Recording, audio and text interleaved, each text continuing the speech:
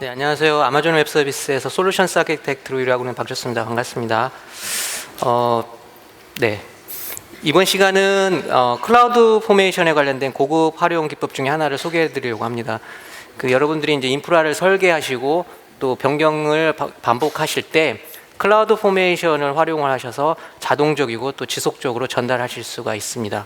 모르셨을 수도 있는데요. 일반적으로 이제 어플리케이션을 또 안전하게 신속하게 배포할 때 사용되었던 이런 기술들이 인프라에 어떻게 적용이 되는지 한번 살펴보는 시간이 될 듯 합니다. 자, 그래서 이제 이번 시간을 지나게 되시면 여러분들은 클라우드 포메이션을 이용을 해서 코드로 인프라를 설계하실 수 있고 또 클라우드 포메이션을 이용해서 코드 파이프라인을 설정하실 수가 있습니다. 그래서 이런 것들을 통해서 인프라에 어떤 변경이 발생했을 때 자동적이고 지속적으로 스택에 전달할 수 있을 거라는 기대를 하면서 제 시간을 시작하도록 하겠습니다. 자, 먼저 인프라에 대한 어떤 자동적인 어떤 설정을 하기 앞서서 먼저 소프트웨어 릴리즈 프로세스가 무엇인가를 먼저 살펴보고요. 이런 것들이 인프라에 어떻게 접목이 되어질 거라는 것을 한번 확인하는 그런 순서를 가지면서 진행을 하도록 하겠습니다. 여기 나와 있는 소스, 빌드, 테스트, 프로덕션 단계는 아마 친숙하실 거라고 생각이 듭니다. 소스 단계에서는 뭐 기트나 아니면 SVM과 같은 버전 컨트롤 시스템을 통해서 코드를 관리하실 거고요. 그다음에 빌드 단계에서는 여러분들의 플랫폼에 맞도록 컴파일을 하고 또 유닛 테스트를 합니다.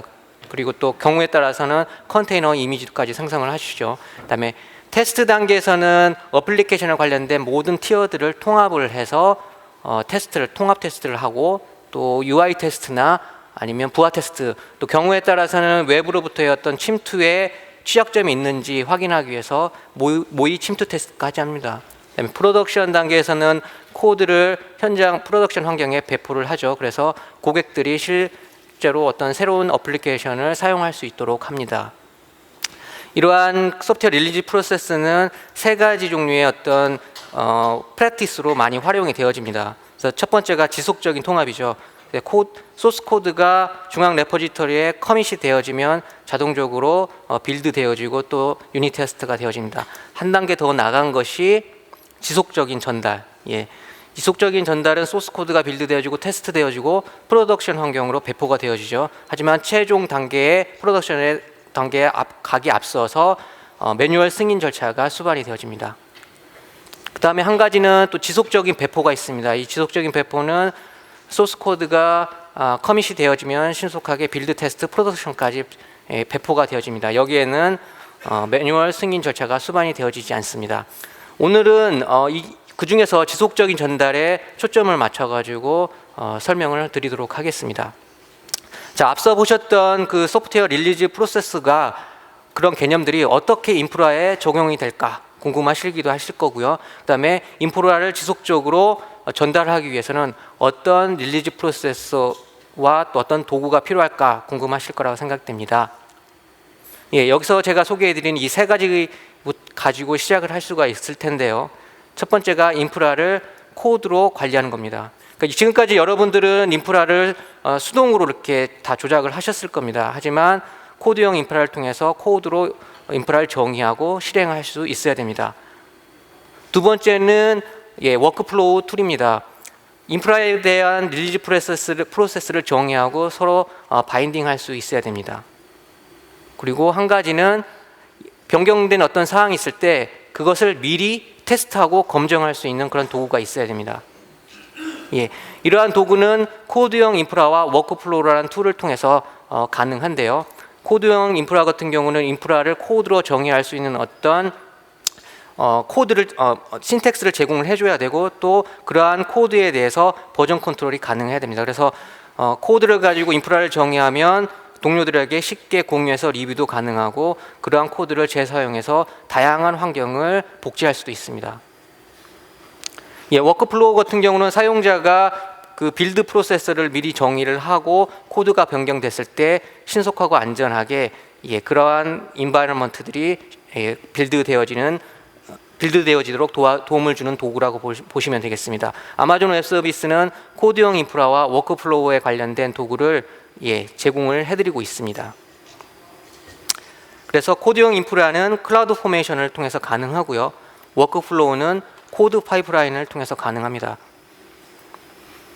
자, 클라우드 포메이션 이 세션이 고급 세션입니다. 고급 활용 세션이기 때문에 클라우드 포메이션에 대해서 어느 정도 지식을 알고 있으셔야지 이 강의가 좀 쉬우실 거라고 생각이 되어지는데요. 간단하게 한번 정리를 해볼게요. 제이슨이나 예물 기반으로 인프라 템플릿을 생성을 하시게 되면 클라우드 포메이션이 해당되는 리소스를 프로비저닝하고 구축을 담당합니다. 그리고 그렇게 생성된 템플릿은 코드처럼 리뷰도 가능하고 버전 제어 그리고 업데이트도 쉽게 하실 수가 있습니다. 클라우드 포메이션이 리소스를 생성하실 때 어떤 생성되어지는 순서와 종속성 이런 것도 다 알아서 관리를 해줍니다. 그래서 여러분들은 그런 부분에 신경을 쓰지 않으셔도 되고요. 그리고 코드 파이프라인과 같은 다양한 CI/CD 개발 툴들과 다양하게 연동이 되어 있습니다. 무엇보다도 큰 장점 중에 하나는 클라우드 포메이션은 비용이 들지 않습니다. 여러분들이 무료로 사용하실 수 있고 클라우드 포메이션을 통해서 생성된 리소스들 예를 들어서 EC2나 뭐 이런 것들에 대한 비용만 부과가 됩니다. 오늘 사용되어질 몇 가지 주요 기능들에 대해서 한번 살펴보도록 하겠는데요. 먼저 코드 작성에 관련된 내용입니다. 그러니까 아마존 웹 서비스는 여러분들이 코드 작성에 대한 어떤 유저 익스피리언스를 높일 수 있도록 항상 고민을 하고 있고요. 그 중에서 예물을 더 추가했습니다. 작년에. 그리고 변경 집합이라는 기능이 하나 더 들어갔는데요. 이것은 코드를 실제로 인프라에 대한 코드를 실제로 배포하기 전에 미리 확인할 수 있는 기능입니다. 그래서 내가 원하는 사항대로 배포가 될지 안 될지를 미리 확인하실 수가 있습니다. 다음으로는 크로스 스택 참조 기능입니다. 이 크로스 스택 참조 기능은 무엇이냐면 스택 간의 어떤 구성 정보를 쉽게 공유할 수 있는 기능입니다. 예전에는 하나의 스택과 다른 스택이 특정 정보를 공유하려면 커스텀 리소스를 생성을 했어야만 됐습니다. 하지만 이 기능을 통해서 굉장히 쉽게 스택 간의 정보를 공유할 수가 있습니다. 그리고 한 개는 클라우드 포메이션이 코드 파이프라인에 통합이 되어졌습니다. 그래서 애플리케이션처럼 인프라도 지속적인 전달이 가능해졌습니다. 자, 예물 같은 경우 버전 1.2를 지원합니다. 여기에 나와 있는 것처럼 굉장히 코드가 간소화되고 읽기가 쉬워졌습니다. 기존보다 따옴표가 확연히 줄어든 걸 확인하실 수가 있을 텐데요. 코드 관리를 위해서 또 다중의 라인에 커멘트를 주어서 쉽게 이런 코드를 관리하실 수가 있겠습니다.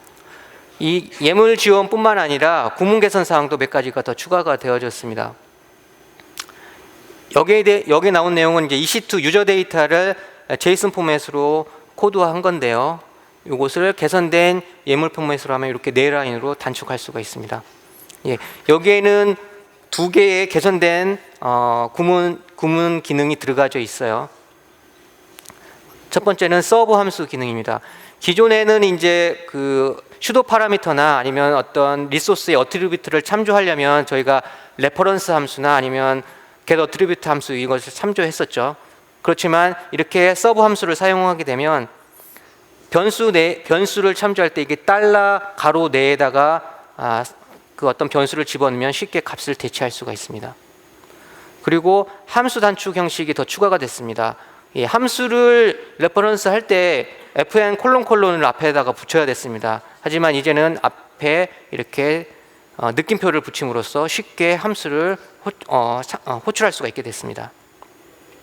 예, 클라우드 포메이션 디자이너 많이 아실 거라고 생각이 드는데요.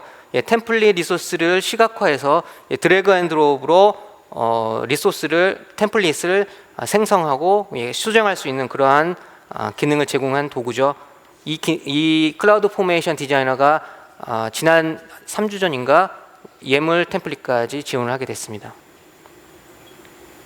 자, 변경 집합, 체인지 셋인데요.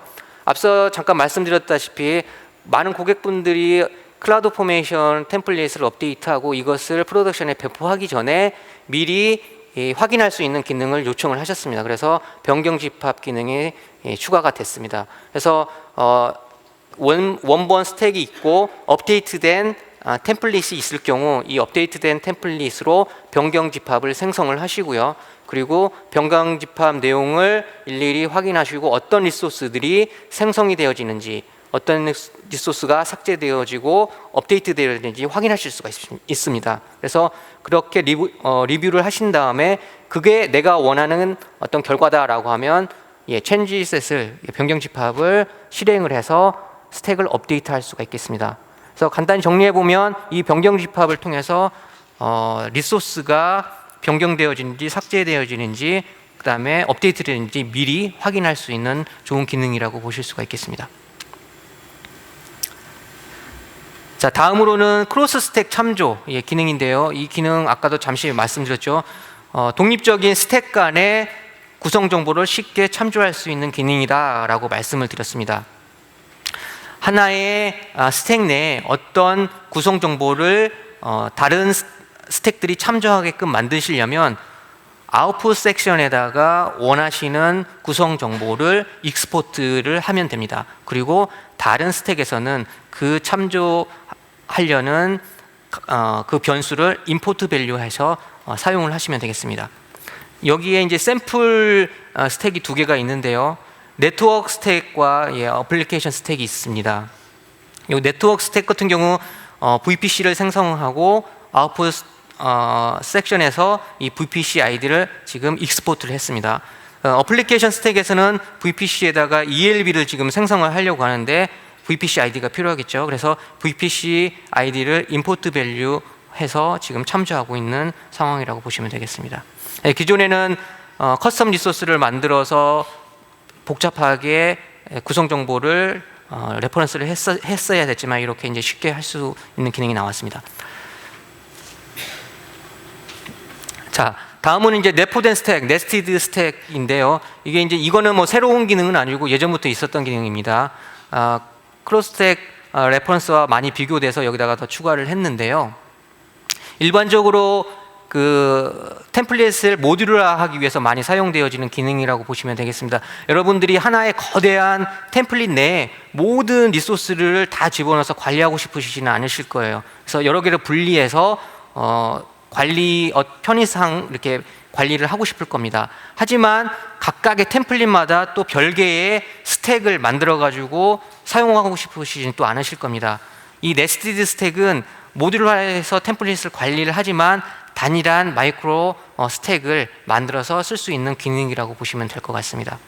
그래서 여기에 이제 샘플 예제가 있는데요. 어플리케이션 스택이 페런트 스택이라고 합니다. 그리고 그 밑에 있는 네트워크 리소스와 ECS 서비스 템플릿이 있는데 이것들은 차일드 네스티드 템플릿 또는 차일드 네스티드 스택이라고 합니다. 그래서 이렇게 밑에 달려 있고요.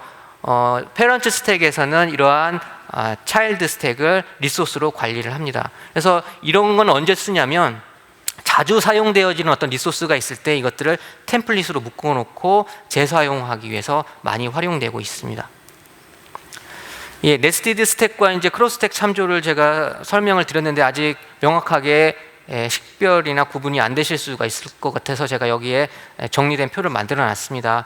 중요한 사항이 뭐냐면 이 네스티드 스택과 크로스 스택 레퍼런스가 서로 대체되는 기능이 아니라는 겁니다. 그래서 이 두 가지 기능을 따로따로 쓰실 수도 있고 함께 조합해서 쓰실 수도 있습니다. 그래서 여러분의 아키텍처가 얼마나 밀접하게 결합되어 있느냐 아니면 얼마나 느슨하게 결합되어 있느냐에 따라서 다양하게 조합해서 사용하실 수가 있겠습니다. 자, 이제 클라우드 포메이션에 대해서 이제 어느 정도 제가 설명을 드렸어요. 그러면 실제로 어플리케이션 하나를 가지고 클라우드 포메이션을 이용해서 인프라를 아키텍팅 해보고 지속적인 전달을 한번 구현을 해보도록 하겠습니다. 제가 지금 선택한 이 어플리케이션은 GitHub에 이미 올라와져 있는 어플리케이션입니다.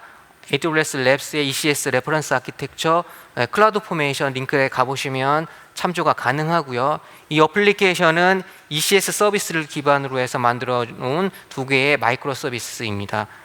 하나는 프론트 웹 서비스로 되어져 있고요. 다른 하나는 백엔드 프로덕트 서비스로 구성이 되어져 있습니다. 자, 이 서비스는 오토 스케일링으로 구성이 되어져 있는 ECS 클러스터에서 운영이 되어져 있고요. 레퍼런스 아키텍처를 한번 보시도록 하겠습니다. 이 어플리케이션들을 위한 VPC, 전용 VPC가 있고요. 멀티에이지의 프라이빗 서브넷과 퍼블릭 서브넷이 구성이 되어져 있습니다. 프라이빗 서브넷에는 오토 스케일링 그룹으로 구성된 ECS 호스트들이 배포가 되어져 있고 초기에 4개의 호스트로 구성이 되어져 있습니다. 그리고 앞단에 애플리케이션 로드 밸런서가 구성이 되어 있어서 인바운드 트래픽을 ECS 호스트로 분배하고 있습니다. 그리고 퍼블릭 서브넷에는 나트 게이트웨이가 있고요. 또 상단에 인터넷 게이트웨이가 있어서 ECS 호스트에서 인터넷을 접속할 수 있도록 구성을 했습니다. 그리고 클라우와치 로그스를 구성을 해서 ECS 호스트에 있는 컨테이너들의 로그들을 통합으로 관리할 수 있도록 구성을 해놨습니다. 자, 이 샘플 어플리케이션을 보셨는데요. 이 샘플 어플리케이션을 활용을 해서 인프라를 설계하고 그리고 아까 말씀드렸다시피 지속적인 전달을 한번 구성을 해보겠습니다. 그러기 위해서는 가장 먼저 해야 될 게 어플리케이션이 필요한 AWS 리소스를 클라우드 포메이션 리소스 타입 맞게끔 쭉 분해를 해야 됩니다. 그리고 그 분해된 리소스들을 관리의 어떤 목적에 따라 모아서 템플릿을 생성을 하시면 되겠습니다. 그리고 생성된 템플릿을 이용해서 지속적인 전달 파이프라인을 모델링을 하시고요. 그리고 모델링 되어진 것들을 구축을 해서 이제 실제로 인프라에 어떤 변경 사항이 발생했을 때 자동적이고 지속적으로 배포가 될 수 있도록 전달이 될 수 있도록 하시면 되겠습니다. 지금 이렇게 쭉 말씀드렸던 인프라를 설계하고 모델링하고 또 파이프라인을 구축하고 이런 것들은 다 클라우드 포메이션으로 다 가능합니다. 자, 그래서 이제 가장 먼저 한 그 리소스를 분해하는 것부터 한번 해보겠습니다. 아까 레퍼런스 아키텍처를 기반으로 해서 네트워크 리소스부터 분해를 해보겠습니다. VPC가 있겠죠, 가운데. 그리고 가용 영역이 있을 거고 각 가용 영역마다 프라이빗 서브넷, 퍼블릭 서브넷이 있을 겁니다. 그리고 프라이빗 서브넷에는 프라이빗 서브넷 라우팅 테이블도 있고 프라이빗 서브넷에서 사용될 디폴트 게이트웨이 이용 라우트도 있을 겁니다. 그리고 이러한 라우팅 테이블은 프라이빗 서브넷의 어소시에이트가 될 겁니다. 그 다음에 퍼블릭 서브넷에는 나트 게이트웨이가 있죠. ECS 호스트들이 외부로 인터넷에 참조할 수 있도록 나트 게이트웨이를 구성을 했고, 그 다음에 이 나트 게이트웨이에 일라스틱 IP가 어소시에이트 되어져 있습니다. 그리고 인터넷 게이트웨이도 있을 거고요. 보안을 위한 리소스들도 있습니다. 이 보안을 위한 리소스는 ECS 호스트 보안 그룹과 로드 밸런서 보안 그룹이 있을 거고요. 로드 밸런싱 우리는 앞에서 이제 애플리케이션 로드 밸런서를 선택을 했죠. 그리고 로드 밸런서 리스너가 있을 거고, 로드 밸런서용 타겟 그룹도 있을 겁니다.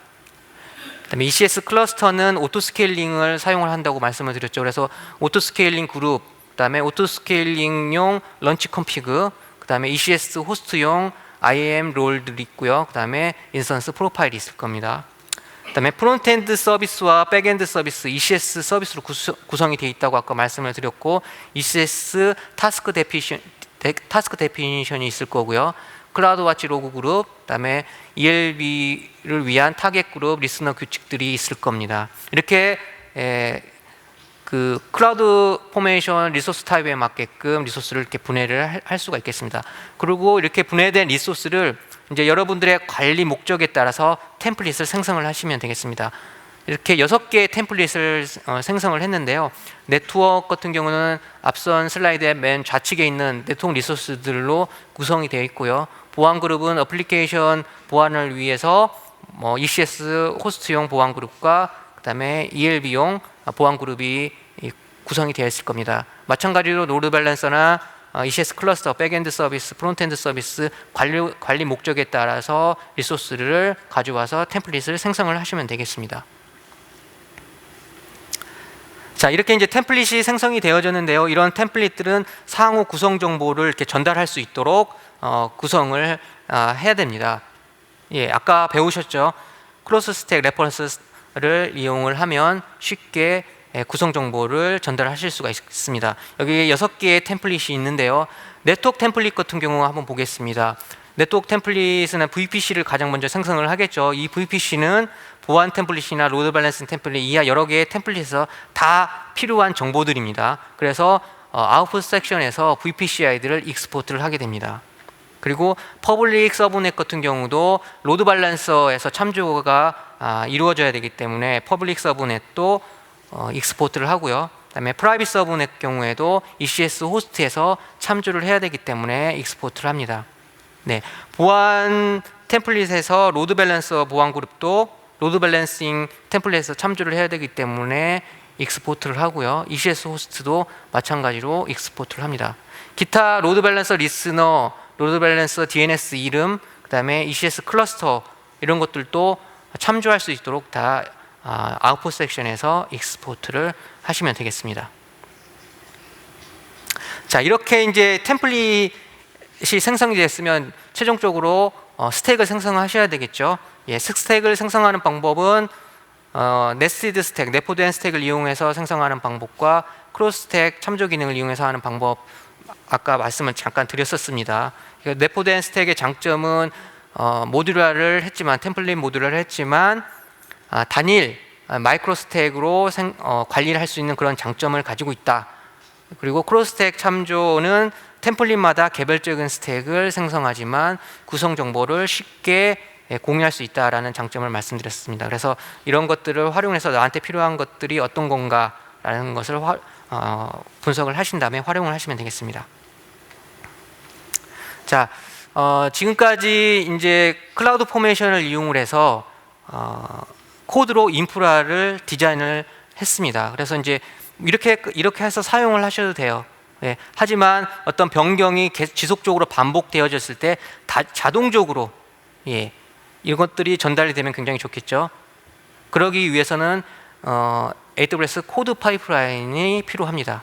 워크플로우를 담당하는 툴이라고 보시면 되겠습니다. 이 코드 파이프라인은 애플리케이션뿐만 아니라 인프라까지 지속적인 전달을 할 수 있는 도구인데요. 여러분들이 릴리즈 프로세스를 정의를 하시고 코드가 변경되어져 있으면 정의한 릴리즈 프로세스에 맞게끔 빌드 테스트 배포가 이루어집니다.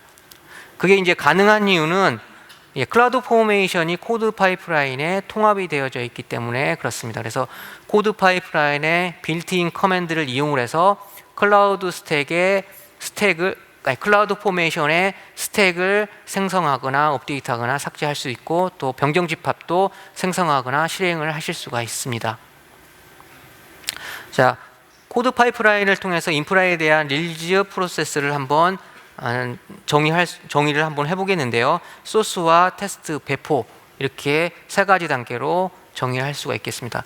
소스 단계에서는 코드 커밋이나 S3 그리고 GitHub에 클라우드 포메이션 템플릿을 업로드해서 관리하실 수가 있고요.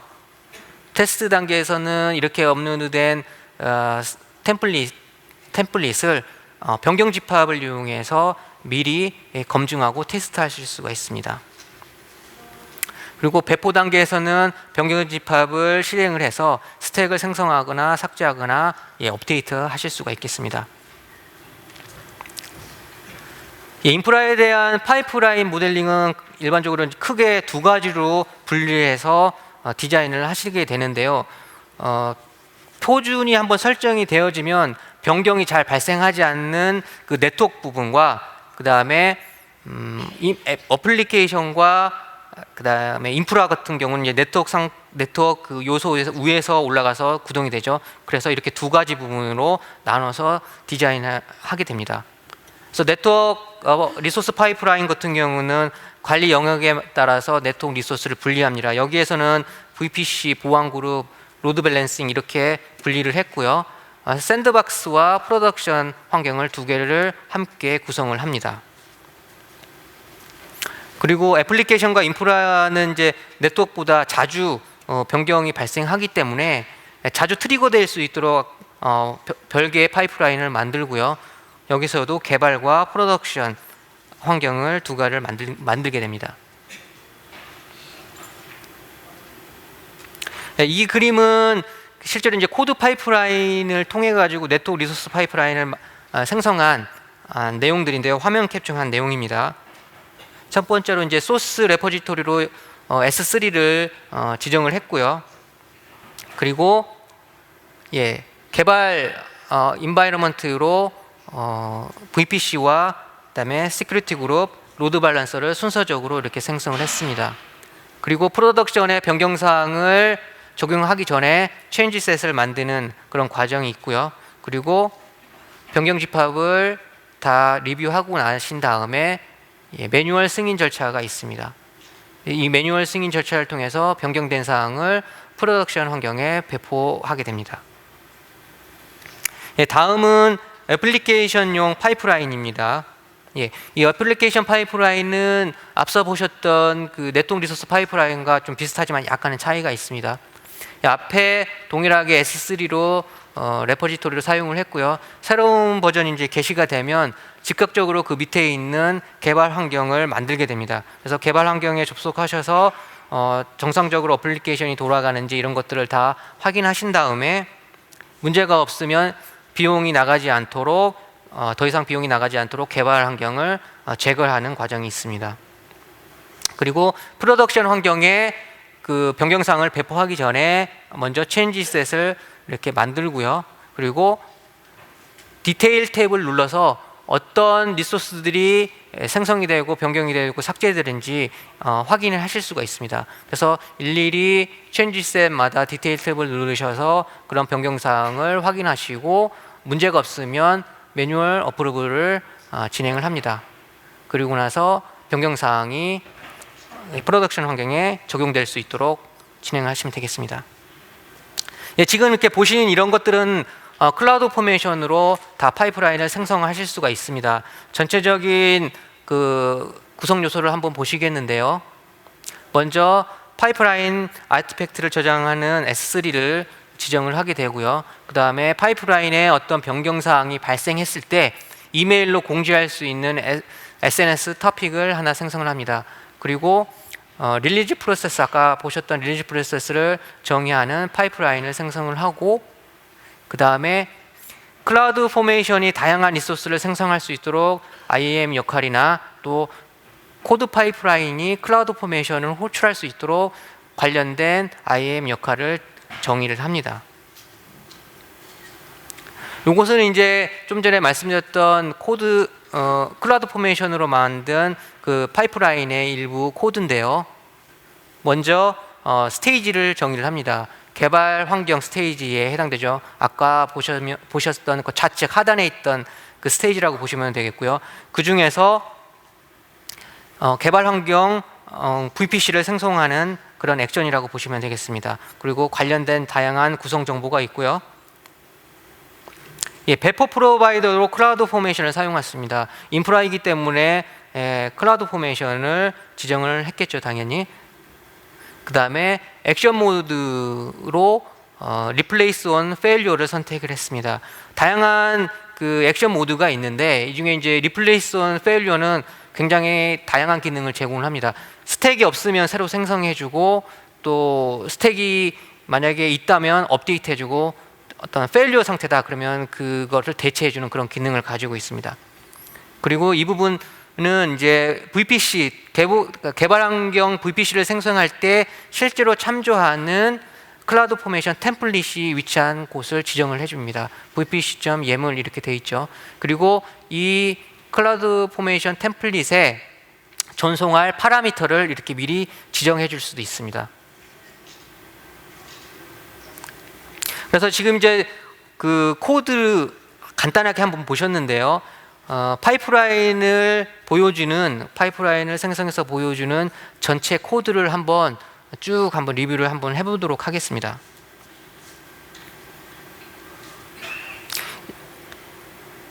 이게 이제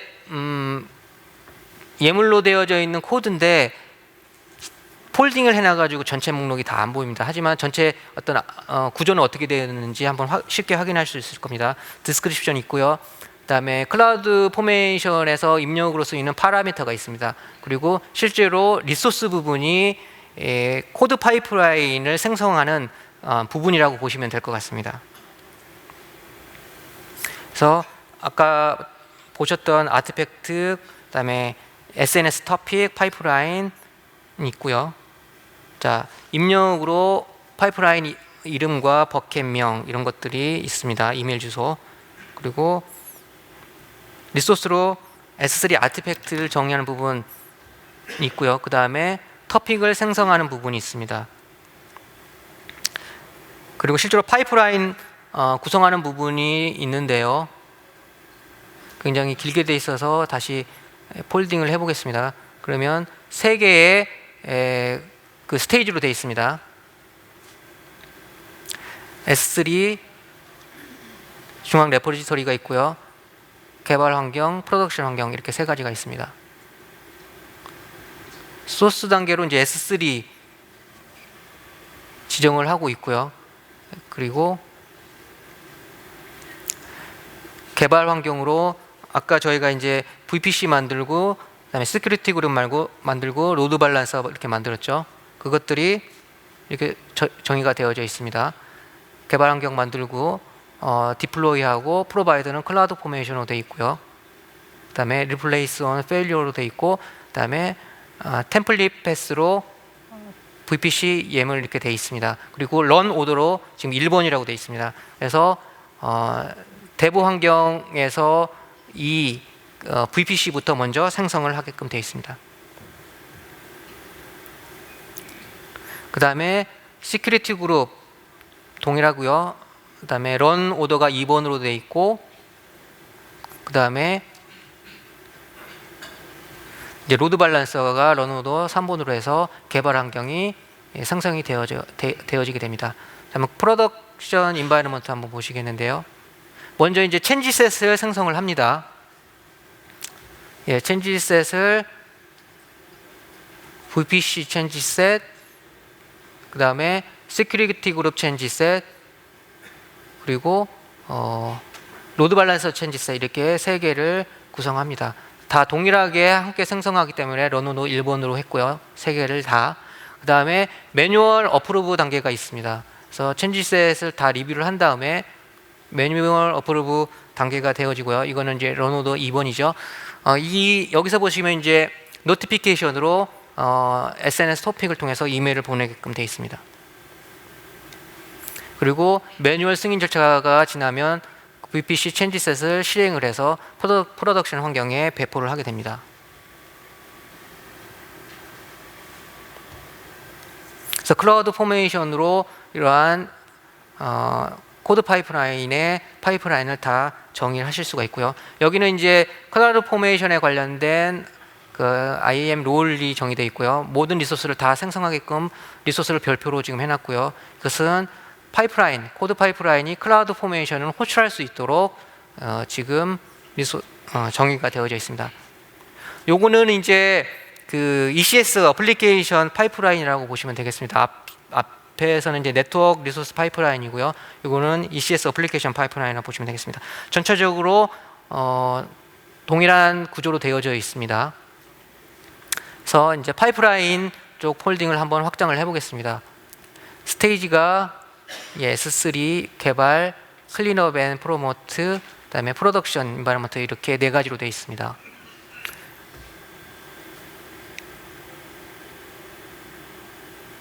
소스 S3 소스 단계에 동일하게 S3를 지정을 하고 있고요. 그 다음에 개발 인바이러먼트 보시면 새로운 소스가 게재되면 ECS 클러스터 생성하시고 그 다음에 프론트엔드, 백엔드 서비스를 디플로이를 합니다. 나머지 내용들은 뭐 비슷하기 때문에 빨리빨리 넘어가겠고요. 그 다음에 이제 클리너 프로모트가 있습니다.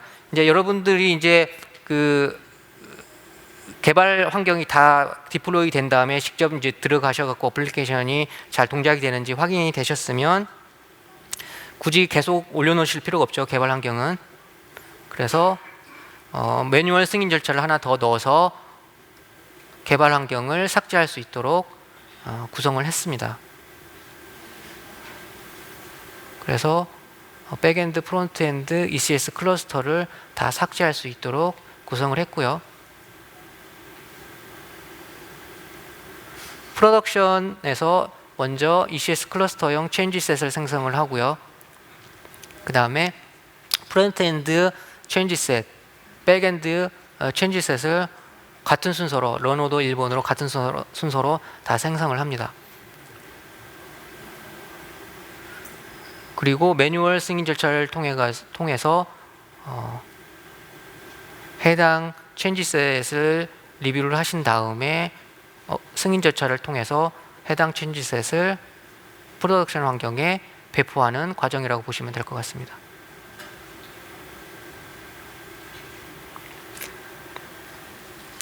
네, 이 내용을 실제로 한번 제가 구축해보았는데요. 네, 한번 보시겠습니다. 자, 모든 아티팩트를 S3에다가 다 먼저 보냈습니다. 이렇게 보내고 이제 클라우드 포메이션을 통해서 네트워크 리소스 파이프라인을 먼저 생성하는 과정이라고 보시면 되겠습니다.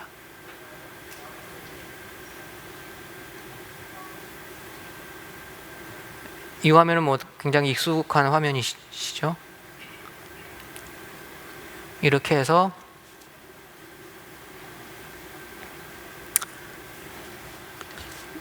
리소스를 생성합니다.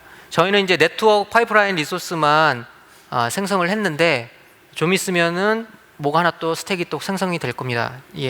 지금 데브 인바이러먼트 VPC라는 스택이 하나가 생성이 되어졌죠. 이거는 제가 생성이 한 게 아니라 네트워크 리소스 파이프라인이 거기서 생성한 거라고 보시면 되겠습니다.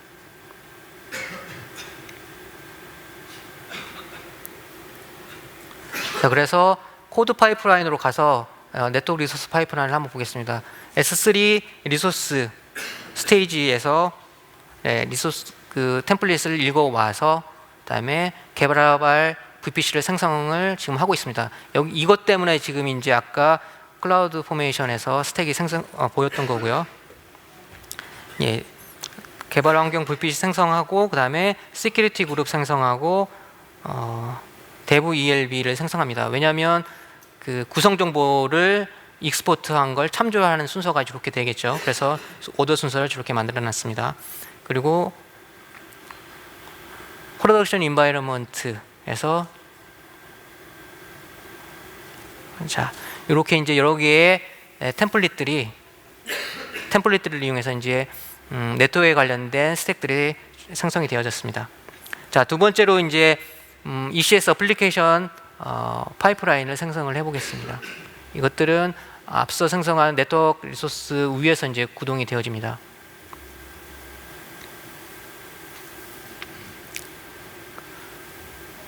네트워크 ECS 어플리케이션 파이프라인을 보시면 아까 유사하게 이제 S3 소스에서 새로운 리소스를 읽어서 뒷단에 있는 개발 환경을 생성을 합니다. 그리고 이렇게 이제 이메일 노티피케이션이 갑니다. 담당자에게. 그래서 지금 클린 앤 프로모트에 대해서 매뉴얼 승인을 해야 된다라고 이렇게 알리고 있는 상황이라고 보시면 되겠습니다. 그래서 이 메일을 받으면 실제로 이제 관련된 내용을 확인하시고 이후에 승인 절차를 거치시게 되면 개발 환경이 삭제가 되어집니다.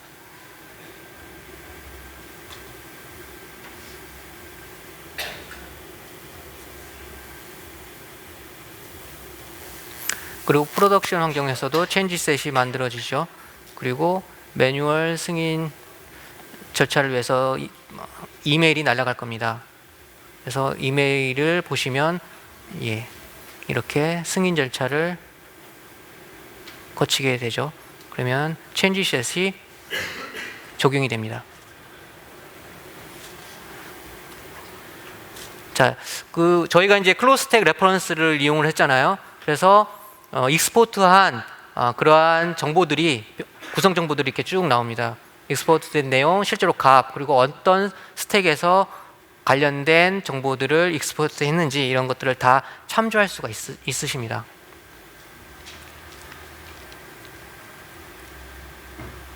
자, 이제 전체적인 파이프라인이 다 생성이 됐죠. 여기에서 제가 클러스터, ECS 클러스터 노드를 기존 이제 4대였는데 8대로 한번 변경을 해볼게요. 그리고 ECS 타스크들도 프론트엔드, 백엔드를 4대에서 8개씩으로 다 한번 수정을 해보겠습니다. 그리고 아티팩트를 집으로 묶어서 S3에다가 올리면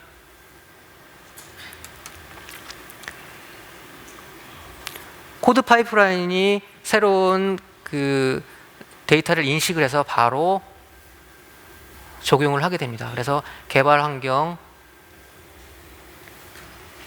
생성을 하고 있고요.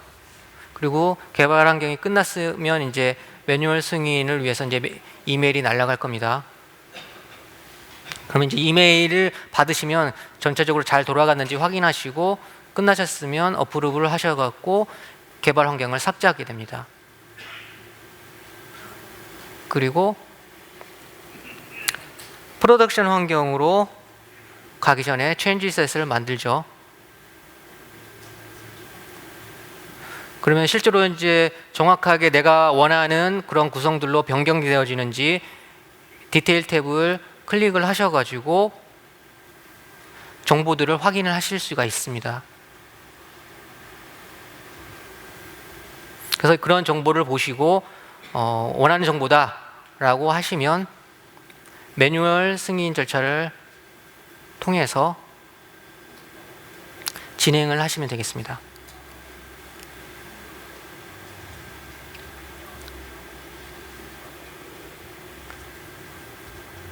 그래서 보시면 실제로 이제 ECS 콘솔인데요. 보시면 컨테이너 인스턴스는 8개로 되어져 있고요. 타스크들은 지금 하나는 8개로 러닝되고 예, 2개 다 8개로 러닝되어진 것을 확인하실 수 있을 겁니다. 예, 지금까지 이제 소프트웨어 릴리즈 프로세스를 기반으로 해서 이제 인프라를 지속적으로 전달하는 방법을 보셨을 텐데요. 여러분들도 이러한 방법을 이용하셔가지고 여러분들의 인프라를 좀 더 빠르고 또 안정적으로 배포하실 수 있기를 기대해 보겠습니다. 사실은 이제 오늘 강연이 조금 어렵습니다. 클라우드 포메이션을 사용해보지 않으셨다면 굉장히 어려웠던 강의라고 생각이 드는데요. 여기 나와 있는 그 자료들을 참조하시면 좀 더 쉽게 이해하실 수 있을 거라고 생각이 들고요. 장시간 동안 경청해 주셔서 감사합니다.